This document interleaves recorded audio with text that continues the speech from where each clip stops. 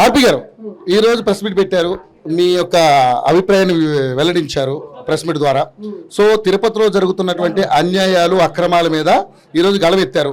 ఒక రోజా గారే అధికార దుర్వినియోగం చేసి అధికారాన్ని అడ్డం పెట్టుకుని 20 మందికి ఒకేసారి డైరెక్ట్గా విఐపి దర్శనం ఇప్పించడం, అలాగే పెద్దిరెడ్డి రామచంద్రారెడ్డి గారు 58 మందికి ఇప్పించడం, ఏంటి ఇవన్నీ చూస్తుంటే అసలు ఏపీలో ఏం జరిగిందని మీరు అనుకుంటున్నారు? ఏపీలోనా ఇదే ఇక్కడ ఈ 151 మంది రోజాలని ప్రవర్తించారు కాబట్టి 100% దానివల్ల ఈరోజు దౌర్భాగ్య పరిస్థితి వచ్చింది. లేకపోతే ఈ విధంగా గుంటల రోడ్లు కానీ విద్య కానీ ఆ విధంగా ఉండేది కాదు. కాబట్టి ఇలా ఒకరు కాదు అందరూ చేశారు కాబట్టి ఈరోజు ఈ పరిస్థితి వచ్చింది. ఇప్పుడు మీరు అన్నట్టుగానే టీడీపీ గవర్నమెంట్ ఏర్పడిన తర్వాత అన్నీ కూడా సకాలంలో జరుగుతాయి, ఇది డౌట్ లేదు 100% అని మీరు ఈరోజు పార్టీ తరపున ఒకరితో పుచ్చుకుని ప్రెస్ మీట్ పెట్టారు. ఏ హోప్తో పెట్టారు? నమ్మకం. ఈరోజు 7,000 రూపాయలు పింఛనీలా ఆ నమ్మకం. నెక్స్ట్ విద్యా దీవెన కావచ్చు, అమ్మఒడి కావచ్చు, ఆరోగ్యశ్రీ మీద కూడా పెడతారు. మరి అన్ని లక్షల కోట్ల రూపాయలు అవినీతి చేసి అప్పు పెట్టేసి వెళ్ళిపోతే వాళ్ళు చెయ్యాలి కదా, పాపం టైం ఇవ్వాలి కదా, కొంచెం ముందుకు వెళ్ళాలి కదా. కాబట్టి ఆ పనిలో ఉన్నారు వాళ్ళు. సో ఆ పనిలో మనం అర్థం చేసుకోవాలి మనం అంతే. ఆయనేమో ఒక 10,000 కోట్ల చేతిలో పెట్టి ఈ పని చేయని చెప్పాలా, 13 లక్షల కోట్ల రూపాయలు అప్పు పెట్టిపోయాడు కాబట్టి ఇంకా తప్పదు. కానీ 13 లక్షల కోట్ల రూపాయల అప్పును ఇప్పుడు మనం అంటే ఇది సవాల్గా తీసుకుని దీనికి ప్రభుత్వం ఎలా ముందుకు వెళ్ళగలదని మీరు అనుకుంటున్నారు? ఎందుకంటే చాలా దారుణమైన అప్పులు ఉన్నాయి కదా. పరిశ్రమలు అమౌంట్ పరంగా ఎక్కడెక్కడ ఎంత ఖర్చు పెట్టాలి, పరిశ్రమలు ఏ విధంగా తీసుకొని రావాలి, ఉపాధి ఏ విధంగా కల్పించాలి, ఎక్కడ ఈరోజు ఏ వైపు నుంచి అమౌంట్ వస్తుంది, ఏ వైపు నుంచి ఖర్చు పెట్టాలి అంటే వాళ్ళకి ఒక పద్ధతి ఉంటుందిగా. ఆ పద్ధతిని వాళ్ళు అవలంబిస్తారు. ఖచ్చితంగా కుదురుతుంది. ఈ 5 సంవత్సరాల్లో కంపల్సరీ 100% చెప్పినట్టు చేసుకుంటూ వెళ్ళిపోతారు అంతే. గతంలో ఎలిగేషన్ పెట్టారు, చాలా మంది ఇష్టం వచ్చినట్టు మాట్లాడారు. ఎవరు రోజా కావచ్చు, పేర్ని నాని కావచ్చు, నాని గారు కావచ్చు, ఇలాంటి వాళ్ళందరూ కూడా ఈరోజు సైలెంట్ అయిపోయారు. సో వాళ్ళ మీద మీ యాక్షన్ ఎలా ఉంటుంది? సైలెంట్ అన్నారంటే వాళ్ళు యాక్టింగ్ చేస్తున్నారు అంతే. కానీ వాళ్ళ దగ్గర ఉండే డబ్బులు 3,000 కోట్లు వాళ్ళ దగ్గరే ఉన్నాయి. వాళ్ళకేమి డబ్బులు లేకుండా భయపడిపోయి దక్కోలే. వాళ్ళ దగ్గర డబ్బులు ఉన్నాయి, యాక్టింగ్ చేస్తున్నారు అంతే. కాకపోతే రేపు కాబట్టి ఎల్లుండి వస్తారు, ఎల్లుండి కాబట్టి ఆ పక్క రోజు వస్తారు. 3,000 కోట్ల రూపాయలు నొక్కేశారు అంటున్నారు. ఆధారాలు నా దగ్గర లేవు అనుకోండి, అది అబద్ధం అని చెప్పి ఆవిడ చెప్పు, ఆవిడ అబద్ధం అని చెప్పని చూద్దాం. నేను మచ్చు తొనక చెప్పా, ఇన్ని ఉంది, 20 మందిని తీసుకెళ్ళింది.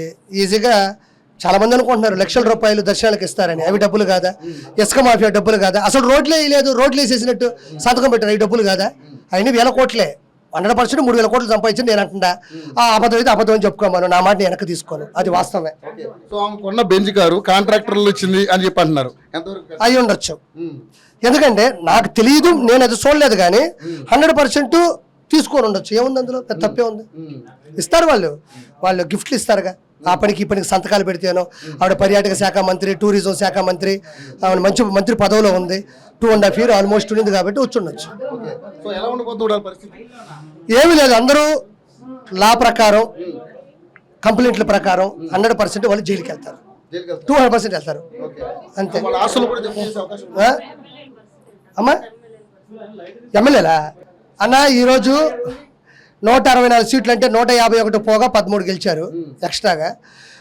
ఏ ఎమ్మెల్యే కూడా అవినీతి చేయకుండా అయితే చేయలే. ప్రతి ఒక్కరూ వైఎస్ఆర్సీపీ ఎమ్మెల్యేలు అవినీతి చేశారు. 100% ప్రతి ఒక్కరికి జైలు శిక్ష పడుతుంది లా ప్రకారం. 151 మందికి పడుతుంది. అందులో కొంతమంది ముందుగానే తెలుసుకొని వచ్చేసారు ఎమడలేక.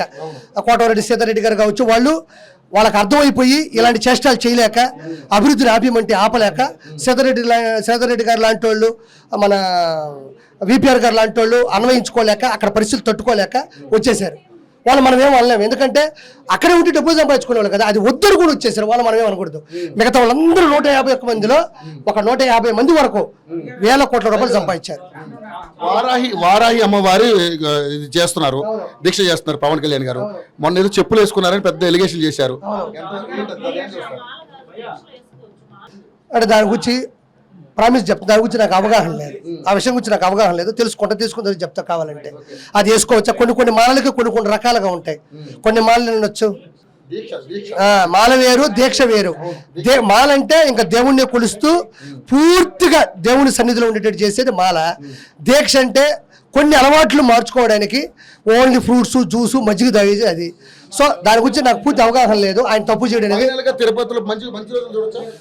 ఈ రోజు చూద్దాం, ఈ రోజు ఎప్పుడు స్టార్ట్ అయిపోయినాయి, ఒక చాలా వరకు స్టార్ట్ అయిపోయినాయి, ఇంకొంచెం ఉంది, అది కూడా అయిపోతుంది. థ్యాంక్ యూ హార్పిక్ గారు.